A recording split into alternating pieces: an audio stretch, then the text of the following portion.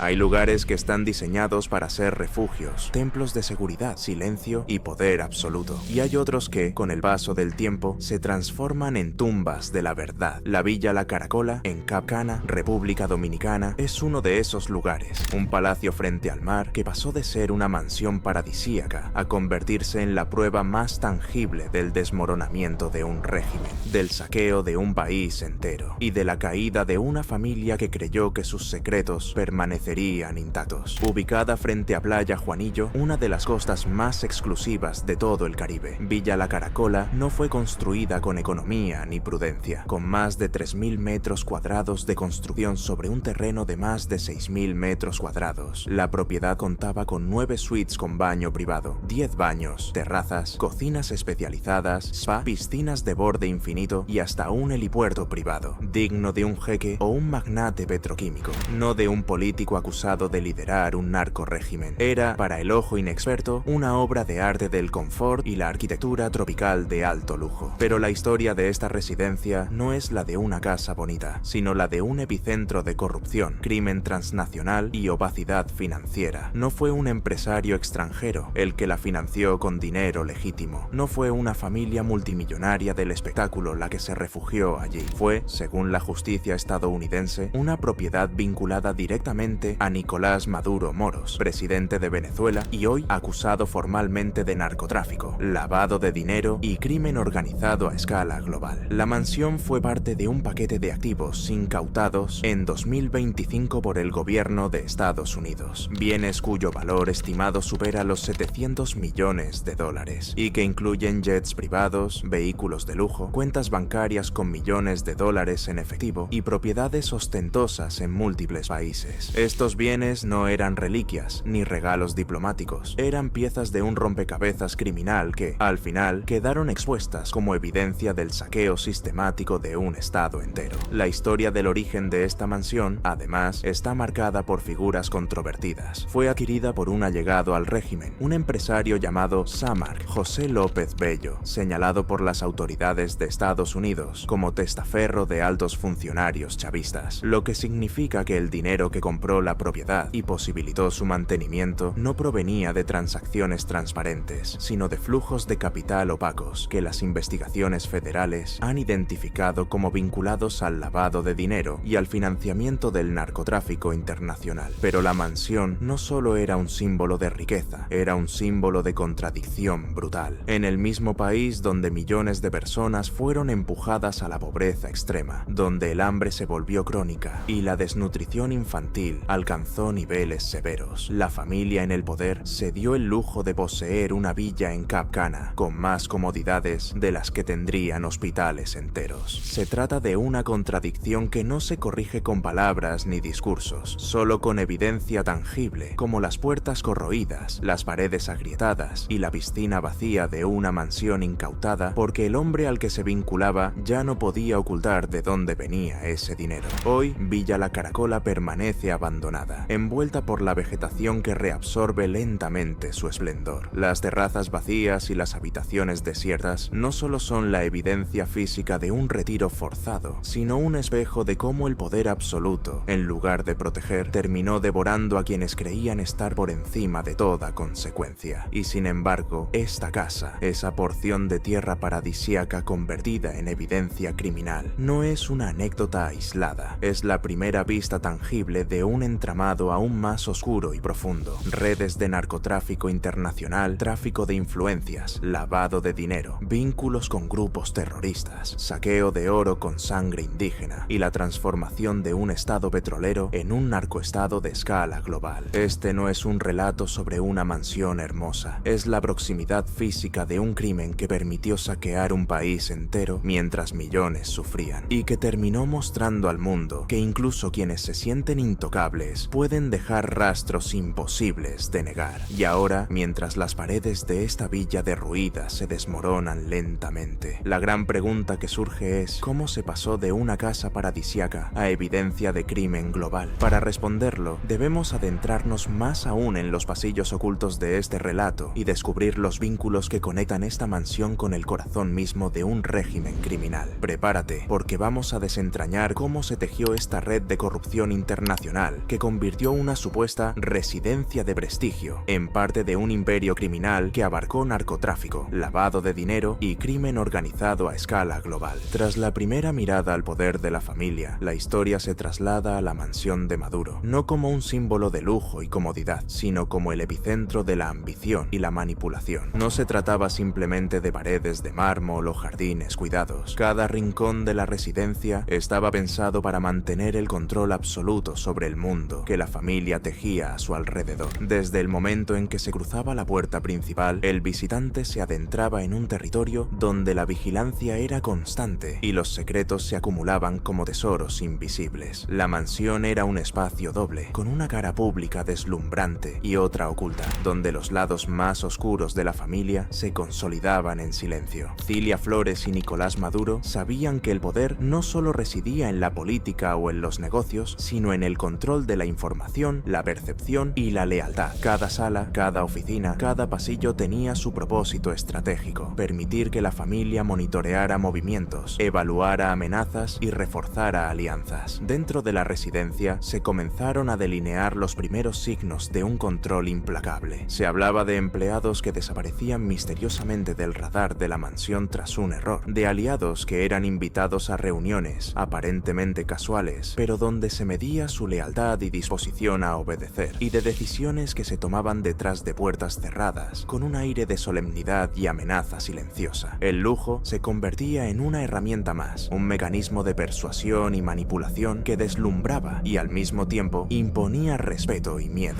La pareja empezaba a forjar redes de influencia desde la misma casa. Nicolás, desde su estudio, revisaba documentos y seguía movimientos financieros, mientras Cilia, con su presencia astuta, ejercía presión sobre visitantes y socios. No se trataba únicamente de acumular riquezas, sino de tener en la mano las piezas del tablero político y empresarial, listas para ser movidas al momento adecuado. Cada decisión en la mansión no era casual. Cada conversación podía ser registrada, cada gesto analizado. La residencia misma se transformaba en un instrumento de poder silencioso, donde la percepción del control era tan importante como el control real. Pero detrás de esta fachada de disciplina y estrategia comenzaban a vislumbrarse los primeros indicios del lado oscuro: manipulación de contratos, alianzas estratégicas con negocios poco claros y el inicio de operaciones financieras bajo el radar. La mansión no solo albergaba riqueza, albergaba secretos que podían destruir reputaciones y cambiar destinos. Era un espacio donde la ambición personal se encontraba con la astucia política y donde cada decisión podía inclinar la balanza hacia la lealtad o hacia la traición. Cilia, en particular, comenzaba a destacar por su habilidad para influir y controlar, con una mezcla de encanto, estrategia y frialdad calculada. Su rol no era solo de soporte, era clave para mantener la cohesión del poder en la mansión, asegurándose de que nadie cuestionara las decisiones de la pareja y que cualquier intento de deslealtad fuera neutralizado antes de que surgiera. La mansión, en ese momento, ya no era solo un hogar, era un centro de operaciones de poder, vigilancia y estrategia, un lugar donde la línea entre familia, negocio y control absoluto empezaba a desdibujarse. Y así, mientras el mundo exterior veía una residencia lujosa y bien organizada, dentro de sus muros se empezaban a tejer las primeras tramas de manipulación, vigilancia y poder absoluto, que marcarían el rumbo de lo que viene a continuación, donde la historia del lado oscuro se haría aún más profunda y visible. A partir de ahora, hablamos de uno de los momentos más oscuros que ocurrieron en la mansión, donde Maduro realizó actos que nunca podrías imaginar. Lo que hasta ahora parecía un hogar de poder y estrategia, empieza a revelar sus secretos más siniestros. En lo más profundo de la residencia, detrás de puertas reforzadas y pasadizos cuidadosamente escondidos, se encontraba la bóveda, el corazón de todo el imperio oculto. No era solo un lugar de almacenamiento, era un símbolo del control absoluto y de la impunidad que la familia ejercía sobre su mundo. Dentro de esa bóveda se acumulaban toneladas de oro en sangre, lingotes que habían pasado por transacciones cuestionables y mercados oscuros, dinero que no solo simbolizaba riqueza, sino también la consecuencia de decisiones que habían dejado víctimas en su camino. Allí también estaban los millones de dólares escondidos, cuentas y transferencias que eran imposibles de rastrear para el público o incluso para la fiscalización convencional. Cada cifra, cada lingote, cada contrato guardado era una pieza de un rompecabezas riquezas que garantizaba poder y silencio. Y no era solo el dinero lo que hacía temblar la estructura del poder. Había contactos y compradores clave, aliados estratégicos que aseguraban la circulación de estas riquezas y la protección de la familia. Entre ellos se mencionaba a Samar José López Bello, que operaba en la sombra, alguien con acceso a mercados internacionales que le permitía a la familia mover millones sin dejar rastros, consolidando un poder económico casi absoluto. Este contacto no solo compraba y vendía, era un instrumento que amplificaba el control de Maduro sobre la economía clandestina, y cuyo nombre era conocido solo por unos pocos elegidos dentro de la mansión. Pero la bóveda y el oro no eran los únicos elementos de oscuridad. La residencia estaba diseñada para vigilar, intimidar y manipular. Cada pasillo escondía cámaras, cada sala podía servir como centro de escuchas, y cada reunión se convertía en una evaluación de lealtad y obediencia. Lo que para un visitante parecía lujo y opulencia, para la familia era un instrumento de poder silencioso, capaz de controlar aliados y enemigos con la misma eficacia. En paralelo, la presencia de Cilia Flores se hacía más intensa. Su papel no era solo de supervisora de la casa, era la guardiana de los secretos más oscuros, quien aseguraba que cada transacción, cada contrato y cada movimiento financiero permaneciera invisible ante los ojos externos. Su influencia y su capacidad para manipular eran tan estratégicas como las paredes de la propia bóveda, impenetrables y decisivas. Cada elemento dentro de la mansión, la bóveda, el oro, los millones, los compradores internacionales, la vigilancia constante, componía un sistema de control total. Nada se movía sin que la familia lo supiera, y nadie salía de sus muros sin dejar una marca invisible de lealtad o amenaza. Este es el momento donde la historia revela que la mansión no era simplemente un hogar de poder, sino una máquina de ambición, secreto y dominación lista para proteger, expandir y, si era necesario, destruir. La tensión aumenta, porque este poder absoluto no puede permanecer sin vigilancia, y cualquier filtración puede desencadenar consecuencias catastróficas. La tensión no solo crecía, se volvía casi palpable dentro de los muros de la mansión. Cada puerta cerrada, cada pasillo largo y cada habitación apartada tenía un propósito más allá de la ostentación: vigilancia, estrategia y control absoluto. No existía espacio privado. Incluso las zonas que parecían íntimas eran vigiladas de forma sutil, listas para registrar gestos, conversaciones y decisiones. La mansión había dejado de ser hogar para convertirse en una maquinaria de poder y secreto, donde los miembros de la familia, aliados y empleados vivían bajo una vigilancia constante que combinaba miedo y obediencia. En el corazón de este imperio, la bóveda seguía siendo el lugar más crucial, un laberinto subterráneo donde se almacenaban millones en efectivo, lingotes de oro y documentos que podrían destruir a cualquiera que se atreviera a filtrar información. Cada entrada estaba protegida, no solo por cerraduras físicas, sino por sistemas de seguridad improvisados y control humano, guardias que no dudaban en eliminar amenazas silenciosamente y protocolos que convertían cada acceso en una prueba de lealtad. Y allí, Samar José López Bello se convirtió en un actor indispensable, un intermediario para operaciones internacionales, una figura que conectaba los secretos más oscuros de la mansión con el exterior, moviendo recursos ilícitos y asegurando que los negocios de cocaína y otros envíos permanecieran ocultos. El negocio de la droga, especialmente la cocaína, se manejaba con precisión quirúrgica, cada envío calculado, cada contacto controlado y cada transacción medida para evitar la exposición. Pero la ambición no se detenía en el dinero. La cocaína era un instrumento de poder, un medio para influir en aliados, chantajear rivales y consolidar la influencia de la familia. La mansión no solo guardaba riqueza, sino también la capacidad de manipular destinos, de mover mercados y mantener favores que aseguraban la continuidad del control. Las autoridades nunca encontraron droga dentro de esa mansión, pero se dice que los funcionarios estadounidenses, incluida la fiscal general Pam Bondi, han señalado que la DEA y otras agencias han incautado más de 30 toneladas de cocaína vinculadas a Maduro y su entorno como parte de investigaciones sobre narcotráfico. Sin embargo, cuanto más profundo se volvía este entramado, más visible se hacía la fragilidad que lo sostenía. La paranoia crecía como un virus. Los miembros de la familia desconfiaban entre sí. Los aliados eran evaluados constantemente, y cualquier señal de traición real o imaginaria podía provocar represalias inmediatas. Las conversaciones aparentemente triviales se convertían en interrogatorios silenciosos. los silencios en amenazas. El lujo servía de pantalla, pero el ambiente estaba cargado de tensión, miedo y ambición sin límites. Incluso la esposa de Maduro, que hasta entonces había permanecido en segundo plano, empezó a asumir un rol inesperado, mediando decisiones, supervisando la logística de operaciones y, en ocasiones, ejecutando movimientos estratégicos para proteger la integridad del imperio familiar. Su influencia se volvió crucial, aunque invisible al público. Cada gesto, cada instrucción, podía marcar la diferencia entre mantener el control o perderlo. Este punto deja claro que la mansión ya no era solo una fortaleza de riqueza y lujo, era un epicentro del lado más oscuro del poder, donde los secretos, la paranoia y el crimen se entrelazaban en un equilibrio extremadamente frágil. La tensión se sentía en cada esquina y la sensación de que cualquier filtración o error podía desencadenar una catástrofe crecía día a día, preparando el terreno para lo que inevitablemente vendría: la exposición de secretos, la caída de negocios y la confrontación con las consecuencias de mantener un control absoluto. La tensión, la paranoia y los secretos acumulados durante años dentro de la mansión finalmente comenzaron a desbordarse. El control absoluto que Nicolás Maduro creía tener, alimentado por dinero oculto, rutas ilícitas y alianzas peligrosas, estaba a punto de colapsar de forma violenta, pública y definitiva. Lo que ocurrió no fue una simple renuncia o un golpe político convencional, fue un golpe de efecto histórico que marcaría no solo la vida de Maduro, sino la de todo un país. En la madrugada del 3 de enero de 2026, una operación internacional dirigida por Estados Unidos, bautizada como Resolución Absoluta, irrumpió en Caracas y capturó al propio Maduro junto con su esposa, Cilia Flores.